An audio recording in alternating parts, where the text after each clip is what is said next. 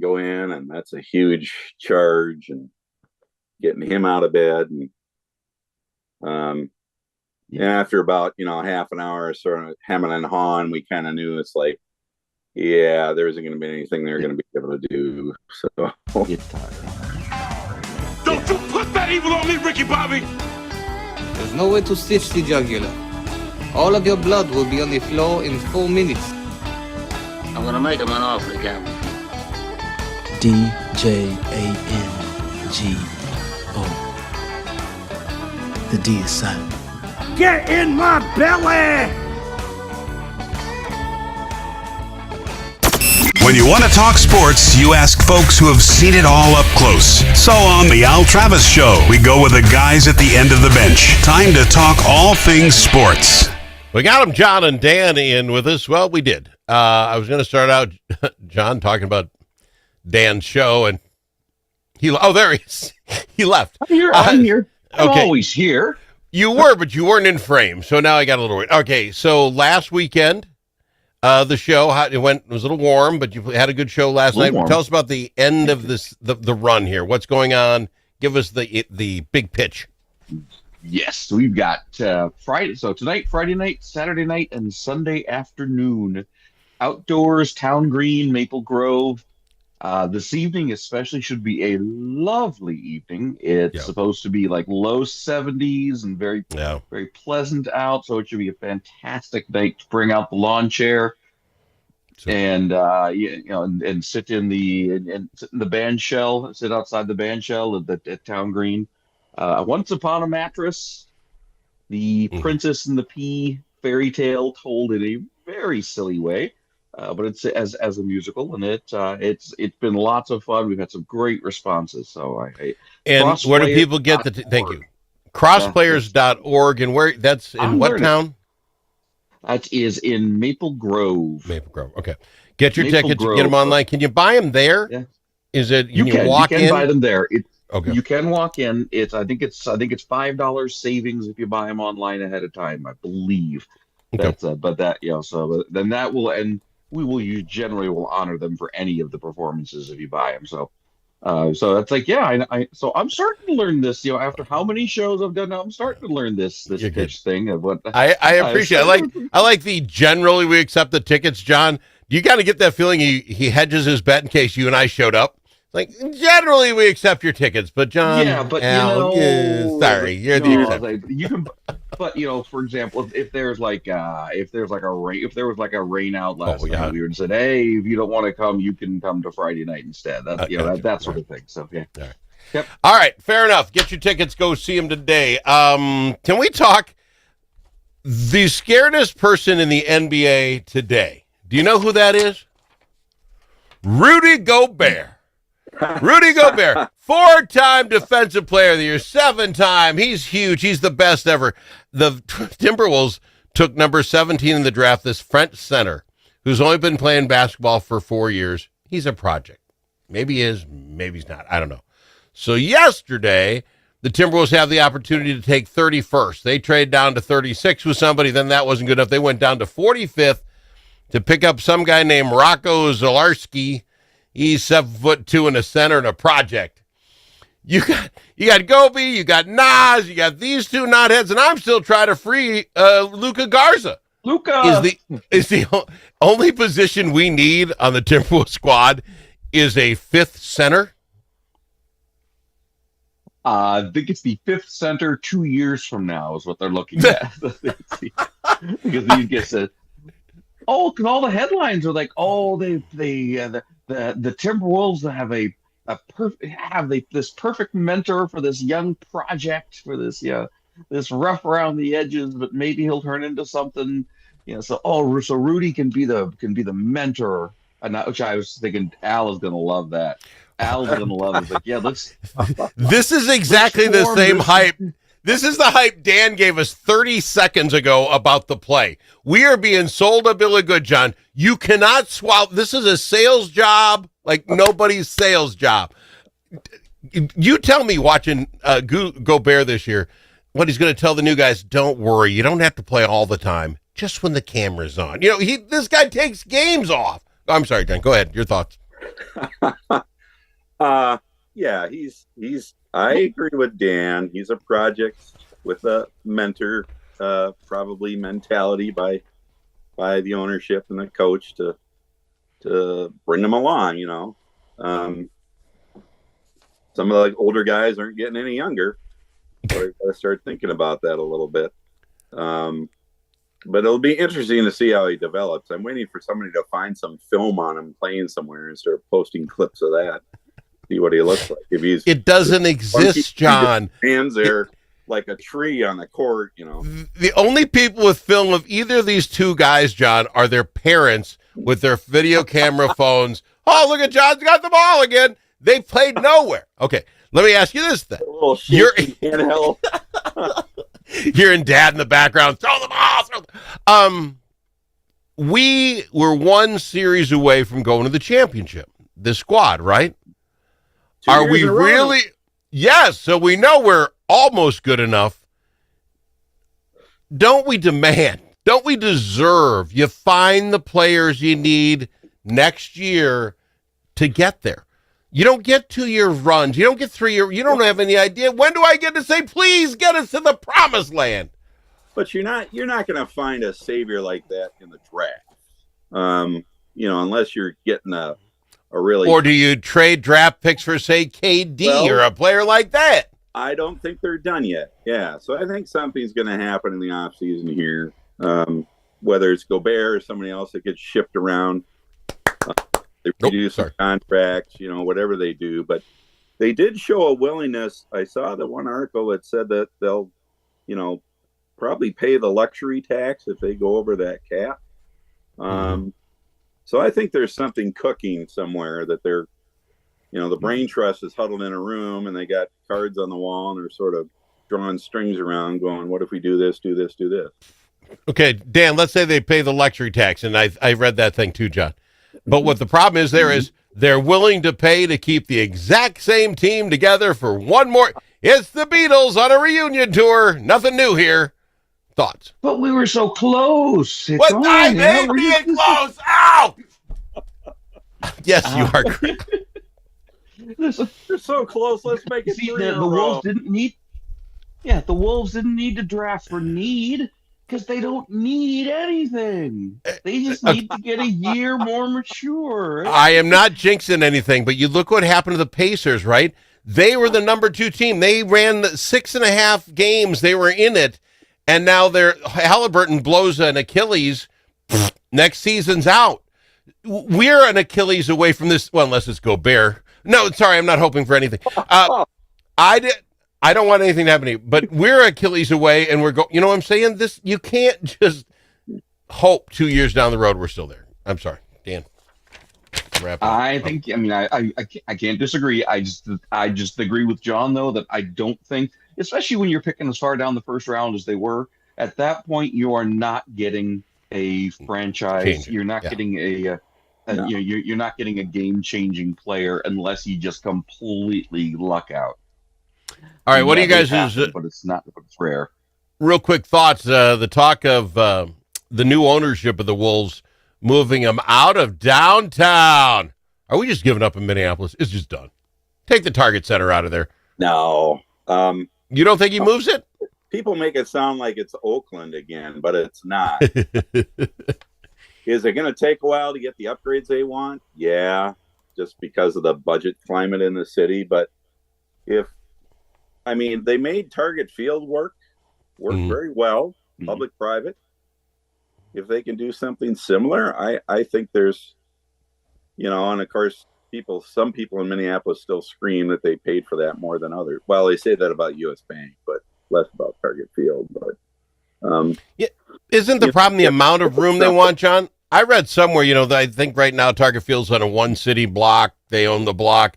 But these guys want 2 blocks because unlike we used to do, you just need enough room to play. Now they need enough room for the beer gardens over there, the hotel here, and it's all under their name. Dan, is there any place in Minneapolis where you can buy 2-city blocks? I'm just trying to think of where you could wedge that in. I mean, now that the warehouse district has become all bought up and trendy, Not, I mean, there's some great stuff down there. Don't get me wrong, but I just don't know where they're going to find that much space. But I gotta wonder still how much of it is still, it's still their way of saying that, hey, we want a new home, but we're not going to go to the level of saying we're ready to move the team if you don't give us that. So I think I think that's really what this is at this point. It's just saying, hey, we love Minneapolis. We want to be here forever. Just give us someplace new to play. Well, and I think this is funny. And Dan, you're the sales guy. Don't you think the sales pitch is a little early? You buy the team 2 days ago. You sign the paper, and 2 days later, hey, we need something now. Isn't the timing just a little off? It seems. Sorry, Rodriguez. It's a little pushy. It is. It's this whole idea of just to come right off the bat and say, hey, we just bought a distressed asset. So, so you need to help. So, we're going to need some help with this distressed asset. It's like, really? Then why did you buy it? Then what? Here's what I'd do for them.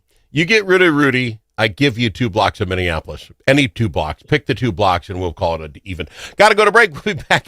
I don't hate Rudy. I just hate he's on our team. We'll be back after this with more. Williams Arena while it's built. That's what I want. There we go. There are many ways to explore Alexandria. Some like to experience the outdoors and all the fun winter in Minnesota can provide. Pick your favorite way to get in touch with nature. Others like to explore downtown in the warm comfort of a boutique or gathered around a table with friends. You can do all of that or relax and do nothing at all. Come explore Alexandria. Start planning at explorealex.com. Think about it. Now that school's out for the summer, how are Minnesota students doing? Not very well. Minnesota ACT scores fell again last year and are the lowest they've been in 10 years. In fact, fewer than half of Minnesota students can either read or do math at grade level. Think about it. We used to brag about our schools. Now we're losing to states like Mississippi. Visit AmericanExperiment.org for more information. Think About It is brought to you by Center of the American Experiment, Minnesota's think tank.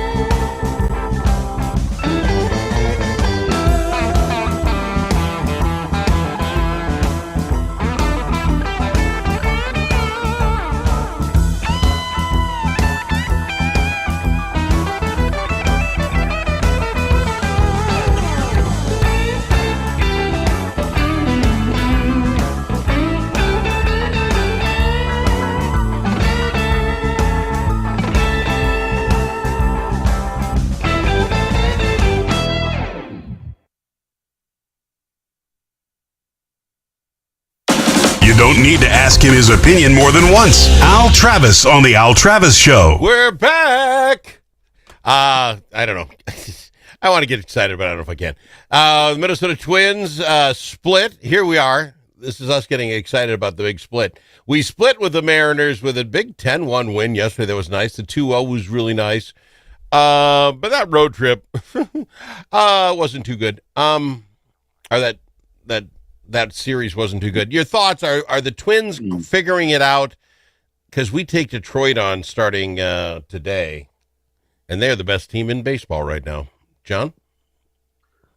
Well, it's time to show. I mean, if they can hang with Detroit, I'm always going to be a fan no matter what, but it would be nice to see if they could split that series, hang with them, at least be competitive, and I'll remain hopeful. But they really need another streak like they had in June to get back into things here. I mean, we were in every sports publication is like, wow, here come the Twins, Yep. And now it's like, well, they were here and now they're gone. That train left. Well, Dan, they're 11.5 out. John makes a great point. It'd be nice if it was regular season and you could hang with Detroit, win, one or two of the games. We'd be thrilled. You lose 2 out of 3 here. You're now 12.5 back. You lose this series, which I'm sorry we could do. Ouch. You're Ouch. 14.5 back. What do we do, Dan? Are we back? Or we just got lucky for 2 games? I think here's the year. I'll be the good politician. Yeah, a little of both. Yeah. When your voice goes real high like that, it's hard to believe you. No, Oh, yeah, we're good, Mickey. Yeah, I mean that's Royce starts his rehab in St. Paul tonight apparently, and he was just on fire before he had actually started playing really well just for getting hurt. But with Royce, that we want to.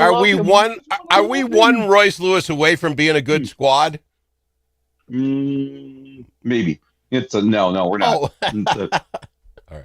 This is still, regardless of what last night was like, this is still not a strong offense. No. This is still, they can put together this kind of game from time to time, but they're just not what they really need to. It's not enough. It's not enough against major league pitchers consistently. All right. Two questions quick. Yeah. Let me give you 2, and then we're going to get out of here. The Twins sweep Detroit. Now they're only 8.5 back. What do you do? Are you buying or selling? The Twins get swept by Detroit, 14.5 gap. What are you doing? Buying or selling? John? The Twins historically do not make any big moves at the trade deadline. And with the team for sale, that just throws a whole kind of X factor in there that you sort of wonder about it a little bit. I mean, if they swept Detroit, I'd think great, they're still in it. But the most I would expect them to do is pick up another, back end pitcher as a hedge. Some bargain guy, maybe for a prospect. If they lose, I really don't see them dumping anybody. I mean, I would almost consider them out of it, but I think it would have to be the right deal for them to ship somebody off. Okay. Let me get Dan in here. Dan, you got the 2 options. We sweep them, they sweep us. What changes in your mind? I mean, I think it's a big difference. I do think it's a big difference. This is as John said, they're traditionally not the big wheeler dealers at the deadline, but I think what they would like to do, because you're still in the window of, you still got the Buxton Correa window, and that's not going to be a whole lot longer, honestly. You can't expect that for a whole lot longer. So if they do sell, I would expect it's going to be more. They're going to try to do more of the Nelson Cruz or Joe Ryan type of thing, where they can find a almost major league ready player that's as a quote unquote prospect that they feel they can do something with. I mean, that was a great trade. That was they took Nelson, just the perfect point. His value was never going to get any higher. Yep. And got a good but not. Joe Ryan was a good but not great prospect. Yep. When they traded for him. We got to go. I want to give you 30 seconds, Dan. How do we get tickets to the show tonight? Let's sell this bad boy out. We have 30 seconds. Cross Players, all one word, .org, Maple Grove, Minnesota, Town Green Park, 7:30 this evening, 7:30 on Saturday, and 4 p.m. on Sunday. It is Once Upon a Mattress. It's a great, fun show. It's silly. It's goofy. It has no real deep meaning. So there you go. That'll be perfect. There's no deep meaning, and I'm sleeping on a mattress with a pea under it. Okay, I can see that. Okay, we got to fly. Dan, John, appreciate you guys. We'll get you back in here on Monday. It's the guys at the end of the bench. Chanhassen Dinner Theaters brings you its most popular show of all time, Grease.